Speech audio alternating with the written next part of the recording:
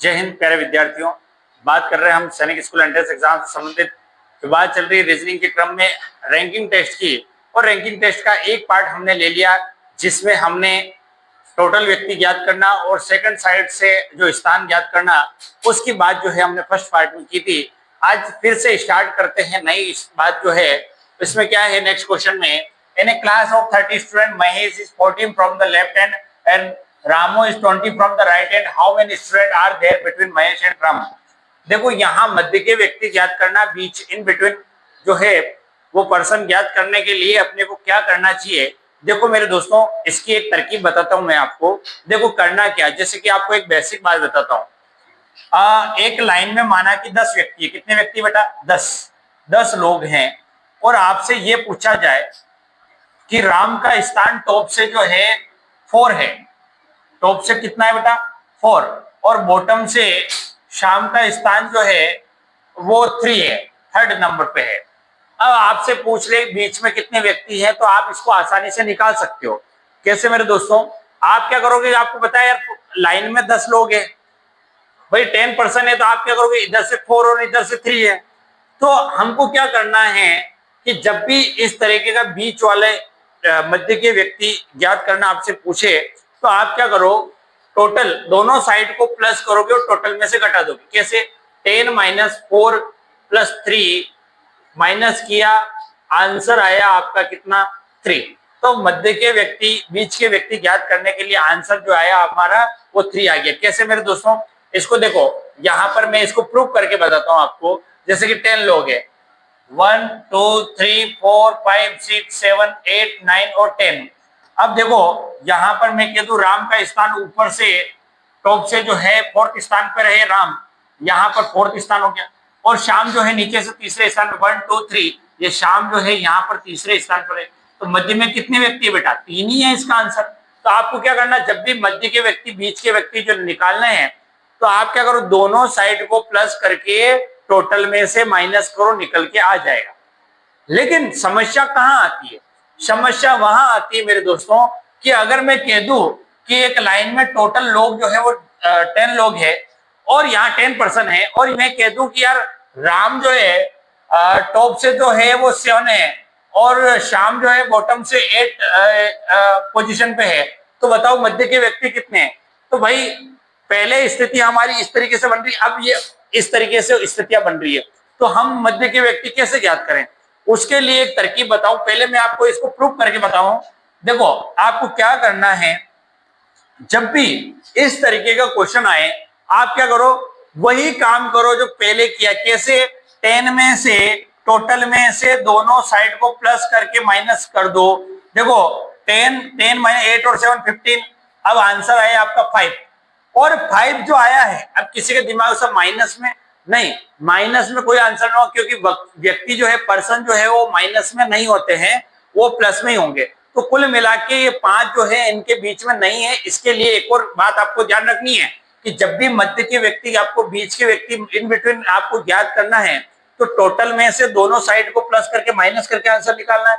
लेकिन ऐसा हो जाए कि दोनों साइड से अपन प्लस करने चले और टोटल से ज्यादा हो जाए, टोटल से ज्यादा हो जाए, इसका मतलब देखो 15 ज्यादा हो गया, तो आप क्या करो, इसको माइनस करने के बाद जो आए उसमें से 2 और माइनस करो। कितना और माइनस करो बेटा? 2 और माइनस करो। ये कब करना है 2 और माइनस? आपको ये जब करना है जब जो है स्थितियां इस तरीके से बन जाए कि दोनों साइड का सम जो है वो टोटल से ज्यादा निकल जाए। ऐसी कंडीशन में आपको जो निकल गया आंसर, उसमें से 2 और माइनस करके आंसर निकालना है। अब मैं इसको प्रूव करके बता, देखो 10 लोग हैं, 1 2 3 4 5 6 7 8 9 10। राम की स्थिति है टॉप से 7, 1 2 3 4 1 2 3 4 5 6 7, ये राम की स्थिति ये है। और शाम की इधर से, ये राम इधर से हो गया, शाम की पोजीशन इधर से चाहिए, 1 2 3 4 5 6 7 8, ये 8 वाली पोजीशन है शाम की इधर से वापस। तो देखो बीच में कितने लोग आ रहे बेटा? 3। और हमारा आंसर भी क्या आ रहा है? 3।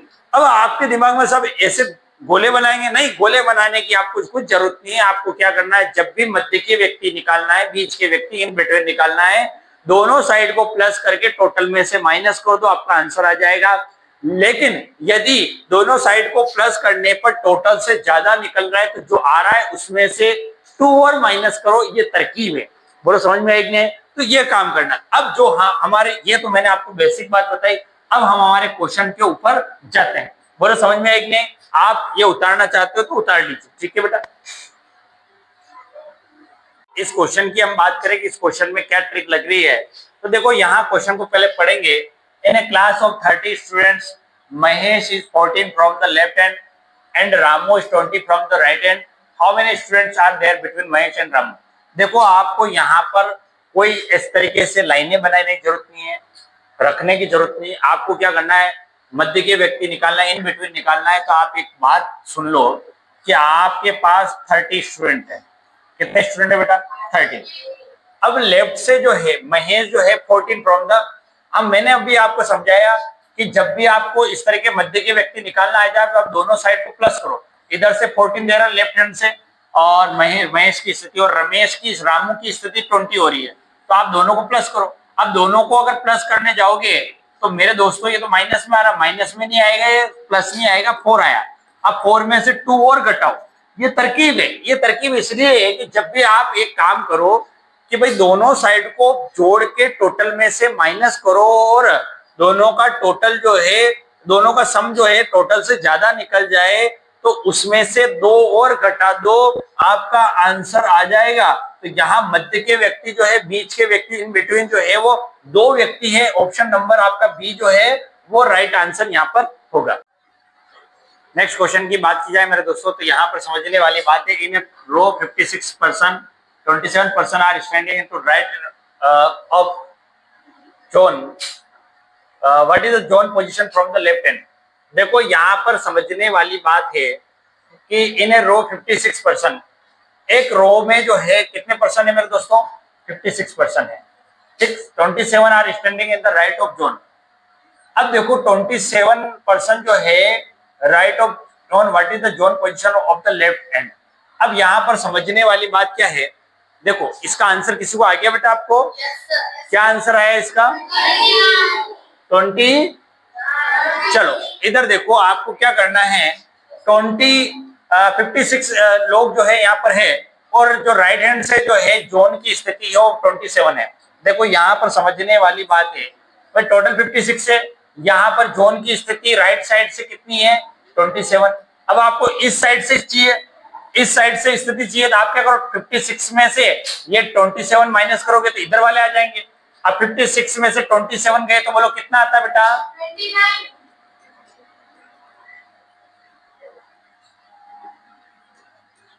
29।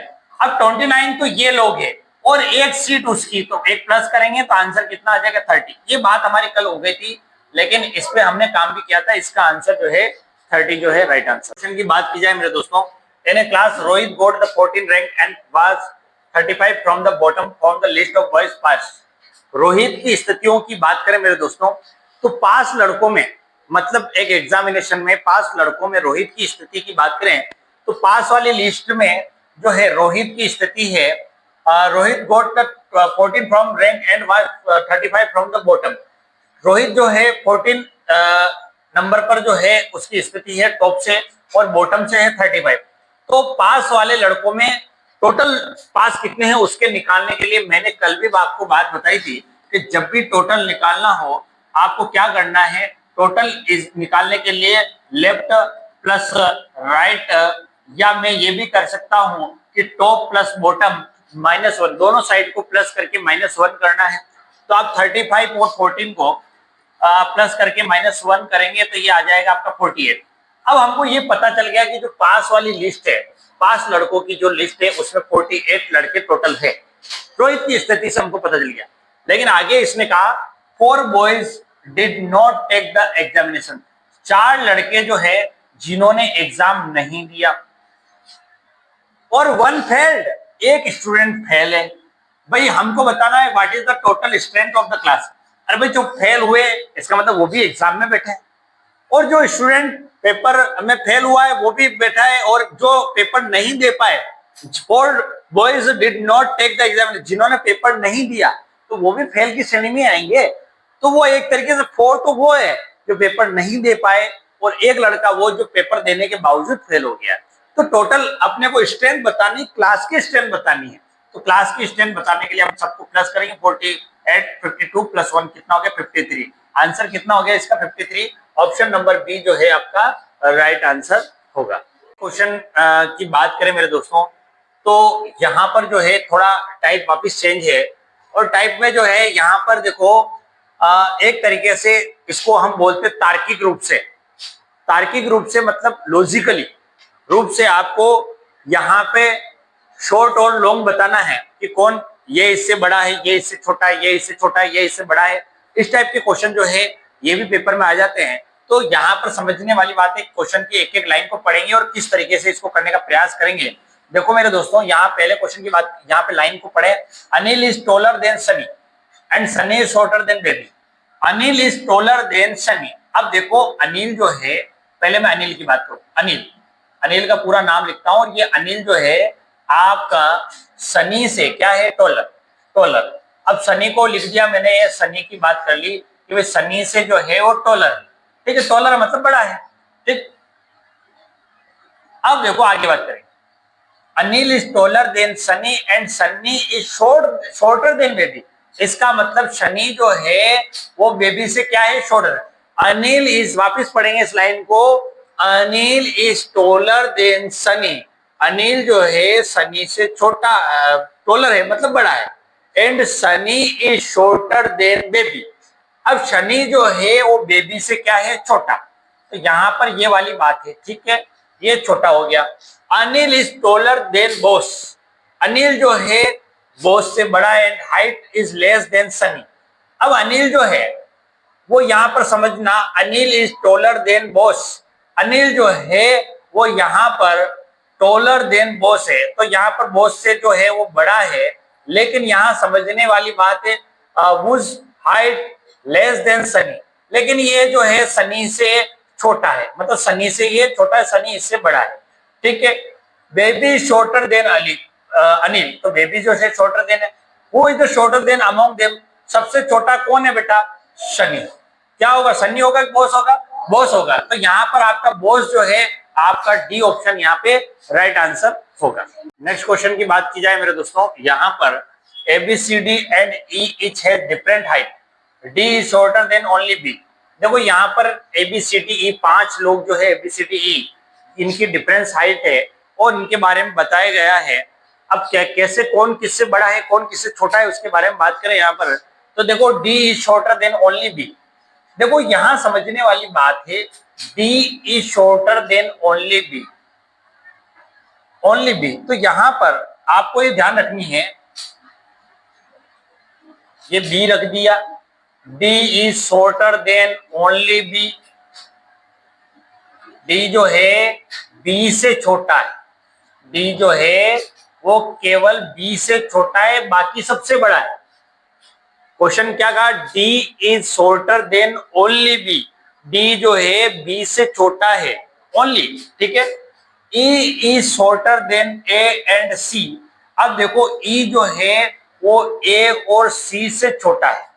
अब देखो A और C से छोटा कौन है, A और C से छोटा जो है वो कौन है, E। अब देखो यहाँ समझने वाली बात ये है कि भाई इनको A और C को इनसे ऊपर क्यों नहीं रखा, क्योंकि पहले ही बात हो चुकी है कि D जो है केवल B से छोटा है, तो सबसे बड़ा B है, उससे छोटा D है।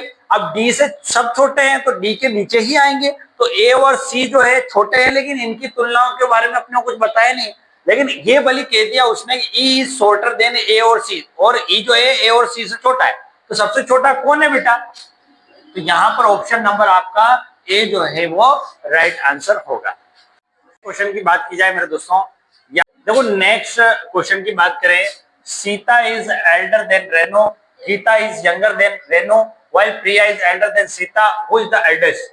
यहाँ पर वही छोटे बड़े की बात आ रही है, तुलना करनी है, सिंपल क्वेश्चन है, लेकिन यहाँ कहीं ना कहीं चूक जाए हम तो रीजनिंग में नंबर कटने की संभावना बन जाती है। अब हम यहाँ देखते हैं इस क्वेश्चन के लिए, Sita is elder than Renu. Sita जो है रेनो से एल्डर है। एल्डर का मतलब क्या होता है बेटा? बड़ा कि छोटा? बड़ा होता है कि छोटा? बड़ा। तो Sita is elder than Renu. तो यहां पर सीता जो है, यहां समझेंगे सीता जो है, सीता के बारे में देखेंगे जो एल्डर है रेनो से, ठीक है। अब यहां आगे चलेंगे, Gita is younger than Renu. Gita जो है वो यंगर देन रेनो, गीता जो है यहां पर आ जाएगी रेनो के नीचे की साइड में, यहां पर आ जाएगी, यंगर देन है। While Priya is elder than Sita, Priya जो है सीता से एल्डर है, तो यहां पर प्रिया आ जाएगी, ठीक है। अब सबसे एल्डेस्ट कौन है बेटा? सबसे एल्डेस्ट कौन है? प्रिया। तो आपका ऑप्शन नंबर कौन सा होगा बेटा? ए जो है आपका राइट आंसर होगा। इस क्वेश्चन की बात करें, नेक्स्ट क्वेश्चन की, A is more beautiful than B. देखो यहाँ पे कौन ब्यूटीफुल है उसके बारे में बताएं, कौन किससे ज्यादा ब्यूटीफुल है उसके बारे में क्वेश्चन पूछा गया है। तो A is more beautiful than B, A जो है बी से ज्यादा ब्यूटीफुल है, ठीक। ये बात होगी, ब्यूटीफुल है उनको ऊपर रख दिया साहब। B is not as beautiful as C, B जो है वो सी से ज्यादा ब्यूटीफुल नहीं है, इसका मतलब सी जो है बी से ज्यादा ब्यूटीफुल है। अब क्या कहा? D is not beautiful B and C. अब देखो डी जो है वो डी जो है बी और सी से ज्यादा ब्यूटीफुल नहीं है, इसका मतलब वो नीचे है, इनसे कम ब्यूटीफुल है। अब देखो यहां पर पूछा गया whose beauty is of the least of degree, इसका मतलब सबसे नीचे जो है सबसे कम ब्यूटीफुल की बात करें कौन है, तो सबसे कम ब्यूटीफुल जो है वो डी के बारे में आ रहा है, तो ऑप्शन नंबर बी जो है यहाँ पर राइट आंसर होगा। क्वेश्चन की बात करें, यहाँ भी आपको तुलना ही करनी है, करना कुछ भी नहीं। A score more runs B but less than C. देखो यहाँ पे स्कोर की बात आ रही है, लोअर स्कोर और हायर स्कोर की बात आ रही है। तो स्कोर की बात करें, ए स्कोर स्कोर्स मोर रन्स देन बी, ए का जो स्कोर है वो बी से ज्यादा है, ठीक। बट ए का स्कोर जो है बी से ज्यादा है लेकिन सी से कम है, but less than C. A score more runs than B but less than C, C से कम है। D score more than B, D जो है D score more than B but less than A. देखो डी का score more than B है लेकिन ए से कम है, इसका मतलब ये इन दोनों के बीच में आ गया। तो देखो सबसे लोवेस्ट स्कोर किसका है, तो सबसे लोवेस्ट हमको पता ही चल ही रहा है, यहाँ पे कौन आ गया बेटा? बी। तो ऑप्शन नंबर आपका सी जो है वो राइट आंसर हो। देखो यहाँ पर नेक्स्ट क्वेश्चन की बात करें, ये रेजिडेंटल कॉम्प्लेक्स की बात हो रही है, ए बी सी डी। देखो चार कॉम्प्लेक्स की बात हो रही है, the height of each difference, तो सबकी जो हाइट है वो डिफरेंस है। अब इसमें कौन किससे छोटा है उसकी बात कर रहे हैं। The height of D is less than only B, D जो है वो केवल बी से छोटा है, ये वाली बात है।